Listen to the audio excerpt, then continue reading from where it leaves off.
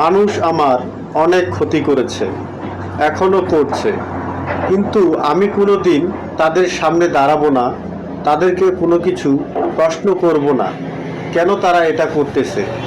কিন্তু আমার আফসোস এই দুনিয়াতে কোনো কিছুতেই নেই।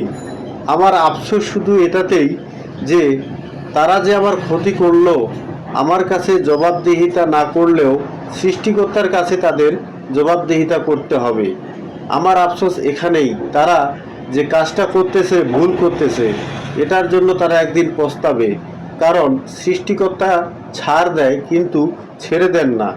আমার দুনিয়াতে কোনো কিছুতেই আফসোস নেই, কারো প্রতি কোনো অভিমান বা রাগ নেই।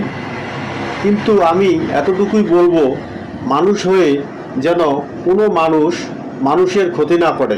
হয়তো যে মানুষের ক্ষতি আপনি করতেছেন সে কিছু বলছে না বা বলতে পারতেছে না, কিন্তু উপরওয়ালা সৃষ্টিকর্তা কিন্তু ঠিকই দেখছেন। আর ওনার বিচার যেদিন শুরু হবে, ওনার হিসাব কিতাব যেদিন শুরু হবে, সেটা অনেক ভয়ানক। তাই মানুষের ক্ষতি করে কোনো লাভ নেই, মানুষের ক্ষতি করলে নিজের ক্ষতি হয়।